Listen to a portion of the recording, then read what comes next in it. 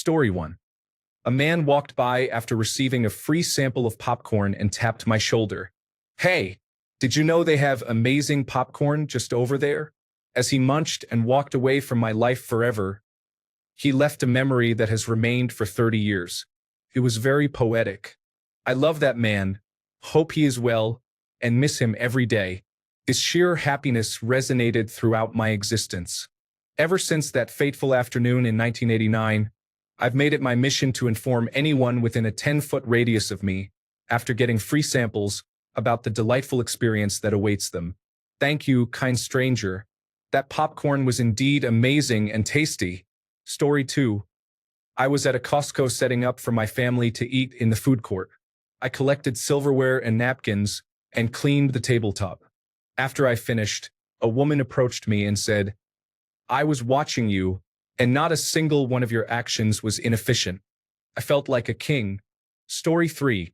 An older gentleman reached out to help me with my shopping cart in a parking lot while I was maneuvering around his car. He was a total gentleman with no creepy vibes. I was 30 at the time. He tripped and fell, and his skin was so thin that he got hurt and started bleeding. I had to help him up off the ground, and he was very embarrassed. However, what he said to me has stayed with me. "When you're my age, you'll understand. Enjoy your youth and never let age get you down.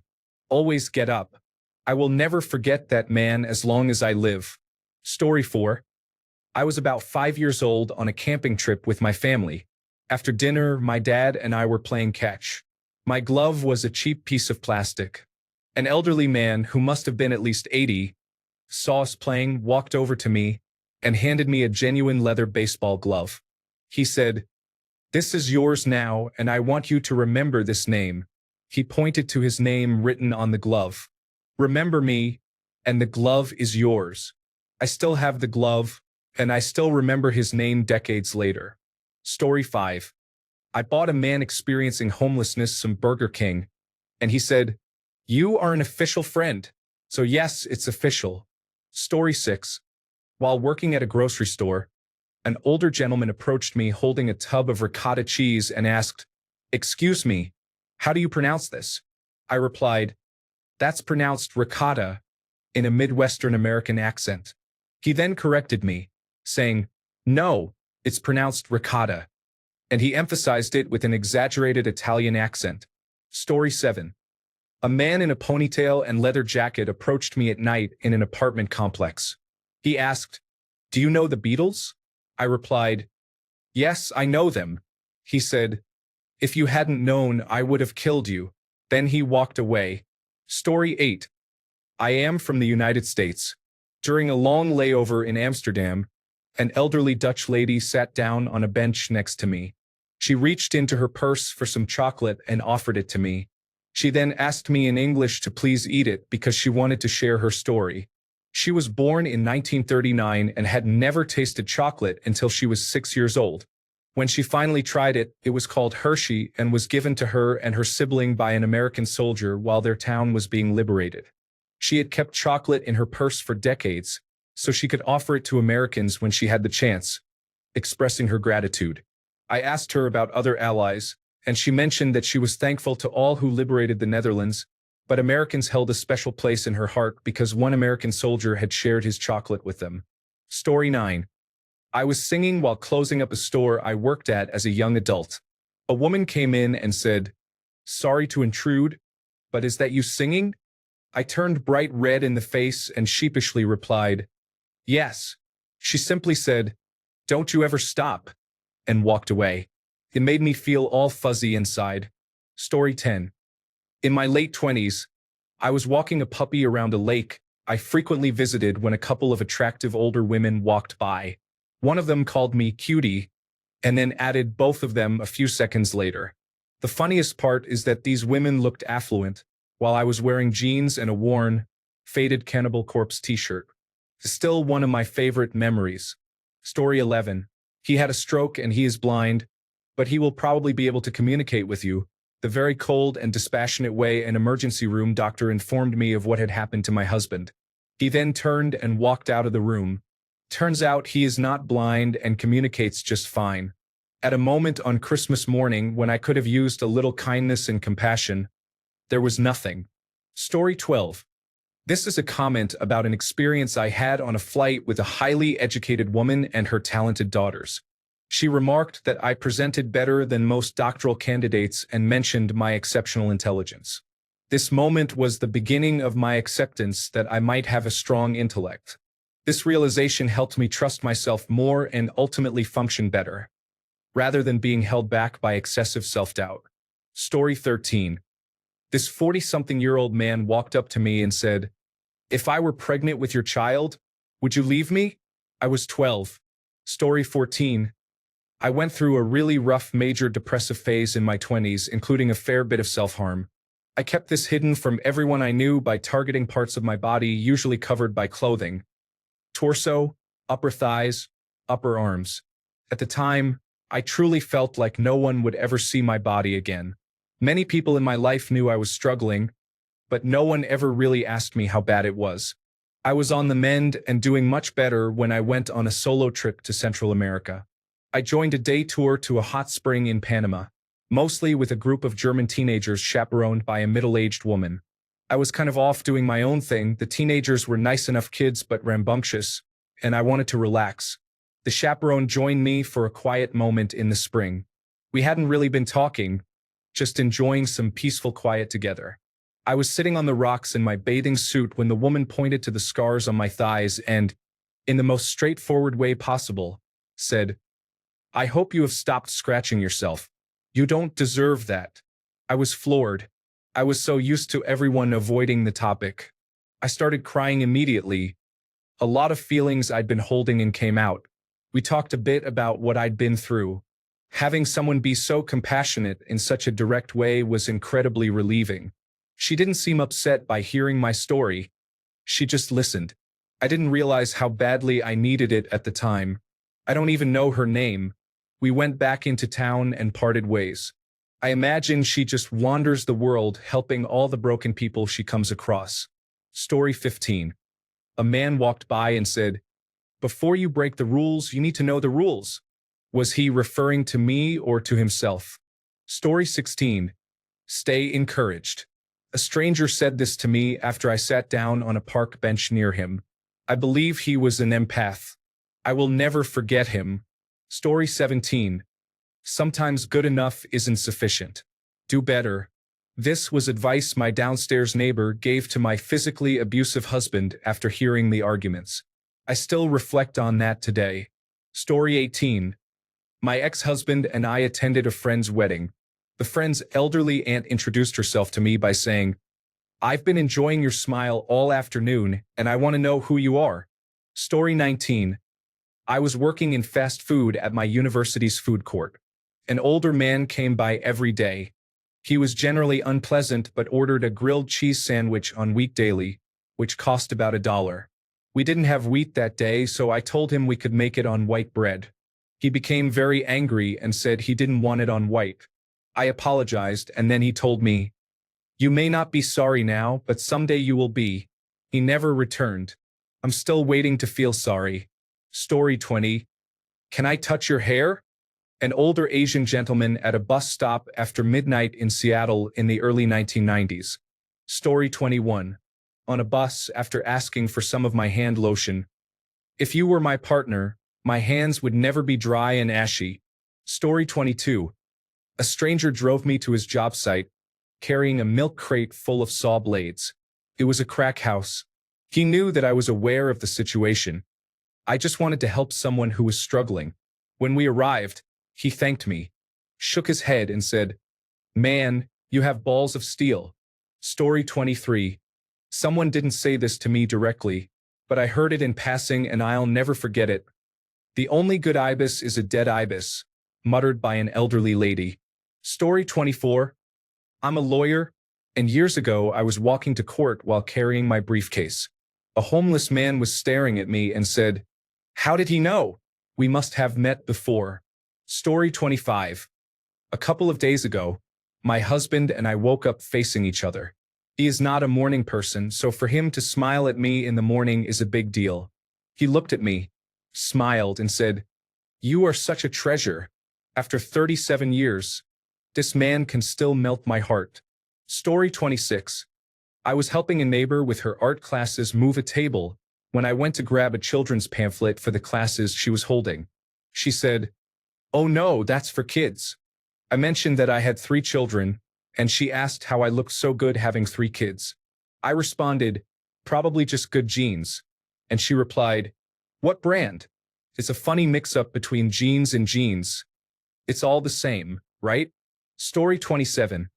One morning in Portland, I was with a couple of women after a night out. I asked a man who was visibly headed to work what time it was. He looked at me, then at them, sneered, and yelled, "Forget you." 20 years later, I am still confused by his response. Story 28. I was walking down the street to a breakup date. I was wearing a white V-neck t-shirt, jeans, Adidas Superstars, and a chunky cardigan. A man who looked like Tim Gunn was walking the other way, and as he passed me, he said, "That's a great look." Story 29. As a freshman in high school, this cute blonde girl I didn't know walked up to me and asked, "Want to have sex?" I, being super shy and easily embarrassed, said, "No thanks," before it even really registered what she had asked. Afterwards, I was kicking myself for being so foolish. I had never really had any female friends growing up, and I think the experience would have been good for me, if for nothing else, just to break that nervous barrier of not knowing how to approach or interact with girls or start a relationship. 2 years later, I was seeing my dad's secretary almost every night as she would sneak into my room. She lived with us for almost 2 years. That relationship was purely sexual. Nobody in the family knew, and by day we were always bickering, so I wouldn't call it a healthy relationship either. We would be awful to each other in front of everyone else, then be intimate at night. After high school, I had lots of female friends but always waited too long to ask them out. I mistakenly believed I should get to know them as friends before pursuing a relationship. It wasn't until years later that I found out from several of them that they were interested early on in having a relationship. However, because I hadn't made a move during the initial stages, they assumed I wasn't interested and shifted from thinking of me as a potential partner to viewing me as a very good friend or, in some cases, a best friend. Some expressed they felt betrayed when I sought to advance our relationship, as if I had been hiding my true intentions when, in fact, I was led to believe growing up that relationships should be based on a solid foundation of friendship. It's ironic that my fear of being rejected for expressing sexual interest too early had the opposite effect. Being rejected for expressing sexual interest too late. Story 30. I heard someone say, "If you can't get it done with paper and pencil, you won't be able to do it with a $50,000 machine." Story 31. After walking almost home in an unexpected summer rain shower, I asked, "Can I touch your chest, please? It's nice and wet." Story 32. You are so pretty, like a fairy forest creature. You make me want to giggle. However, you also look like someone involved in a school shooting. Story 33. One time, I was sitting on a curb when an older woman in sunglasses stopped, grinned down at me and said, "Hello, little one." It was the weirdest experience ever. Story 34. When I was a child, an elderly man saw me picking up eggs and told me to move the eggs to check if they were cracked. I remember that man whenever I buy eggs. Story 35. I got on the bus once, and it was empty except for one other woman. I sat down about halfway back, and she was in the sideways seats near the front, reserved for people with disabilities and parents with strollers. She was alternating between staring at the copyright page of what looked like an old chemistry textbook and staring at me with very minimal blinks and wide eyes. Eventually, she came up to me and started yelling at me to stop following her, claiming she knew I was one of the Philo people and that she was going to report me to my supervisor. When I said I didn't know what she was talking about, she used a racial slur against me and returned to her seat, continuing to stare at me. I was very relieved when she got off the bus, and she yelled at me not to follow her as she left. Story 36. You two were dancing queens. This drunken compliment was directed at my friend and me in the bathroom of a bar when we were 21. Honestly, the ladies' room in bars is always a great time, filled with friendly interactions with strangers. Story 37. Does it have to be a stranger? I will never forget when a client at my work named everyone there and complimented their beauty, then told me I am pretty on the inside. I think of this often. It happened over 10 years ago. Story 38. I was 7 or 8 at a school party, standing in the dark corner because I was shy. However, I was dancing to a Spice Girls song that was playing, fully immersed in the moment and the melody, thinking nobody could see me. A couple of minutes later, an older teacher, whom I always thought was very strict, came over to me with a nice, surprised smile and gently told me, "You're really good at this. You could have it as a career." I remember how uplifting that was, especially coming from someone who always maintained a strict persona. I later told my mom, and she scolded me for thinking about nonsense, insisting that I should focus on gymnastics. I didn't attend another party like that until I turned 18, but I still remember that one. Story 39. I was at a stoplight in my car, smoking a cigarette on a summer day. I had quit but recently started again. The window of the car next to me rolled down, and a little boy called out, "You're too pretty to smoke." I felt guilty for smoking after that, and I quit again not long after. Story 40. I was admiring a very nice 1950s Chevrolet truck in a parking lot. The owner, a woman, came over to get into it. I told her what a nice truck it was and that I had collected some older ones hoping to build one someday. I said, "It seems I have time or money, but never both." Her reply was, "If you never start, you'll never finish. So start." I have been driving my truck to shows for the last few years now, all because of this simple statement. My advice is, when it comes to dreams, if you have the time, spend it. If you have the money, spend it. If you have excuses, save them. Story 41. When I was in college, I worked in a convenience store. One day, a tiny old Italian grandmother came in for a newspaper and did a double take at me, noticing that I was at least 1.5 feet taller than she was. After getting her paper, she muttered, "If I were 60 years younger."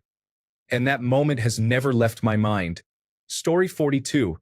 An old woman on the street told me I had a very unhappy childhood. Came out of nowhere. I was speechless because, of course, she was right. Story 43. I arrived at school at 6:45 a.m. when I was 16 or 17 and saw a group of my teachers standing in a circle. I walked over to figure out what was happening. A student was lying on the ground, clearly having a seizure, while my teachers attempted to ask him questions. I approached, laid him on his side, and rested his head on my lap to prevent him from injuring himself. While waiting for the ambulance, I found myself staring into his eyes, and he looked terrified. As the ambulance arrived, the student mumbled, "Don't let me go out like this." It was one of the most memorable moments of my life. Story 44. While playing with my toddler at a park, an older lady noticed me and said, "You are doing a great job." In the depths of postnatal anxiety, it meant a great deal to me. Story 45. In a crowded subway train, a homeless man next to me claimed that the world was going to end while making explosion noises. He mentioned a specific date and, well, he was mistaken. Story 46. I was walking down the street when a guy said, "Nice big energy," and then intentionally glanced at my crotch. I realized I had a wad of napkins in my pocket, which felt just right. Still felt good. Story 47. I'm not from South Africa. I was speaking in an English accent. This happened nearly 20 years ago, and I don't know why I remembered this. Story 48. I was dating this girl, maybe on our second date. We went out to the ocean at night near Santa Monica.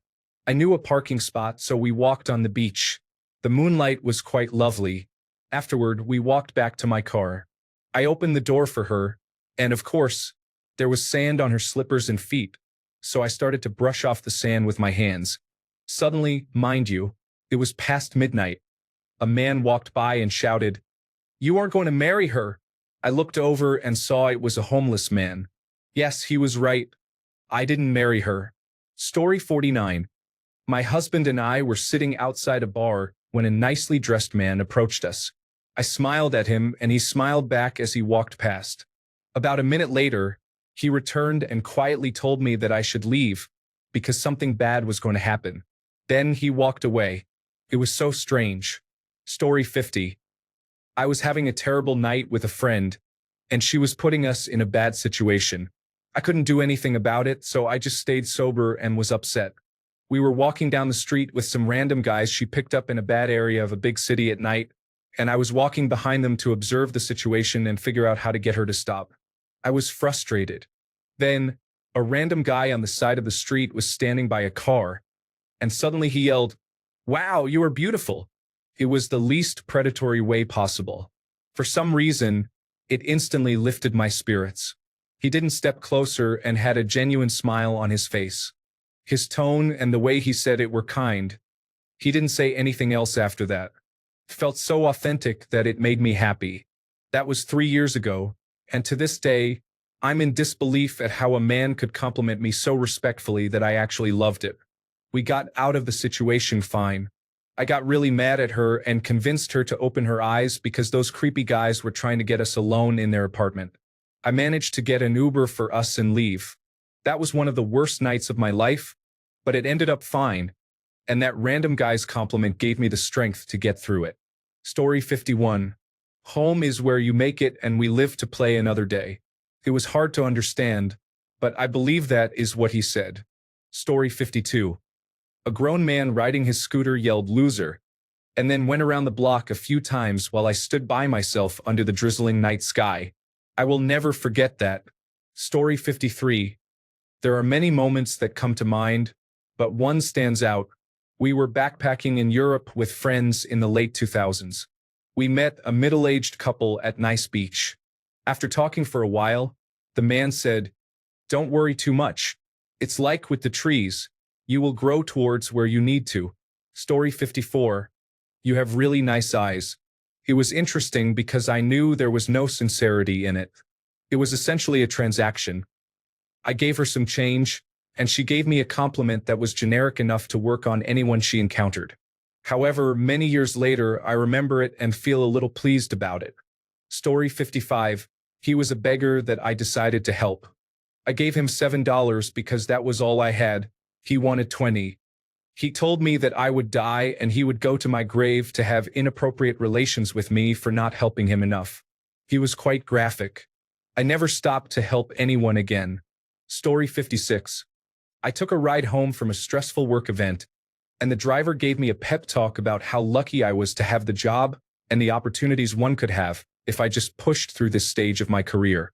The driver was undocumented, and his dream was to be a salesperson for Goya beans.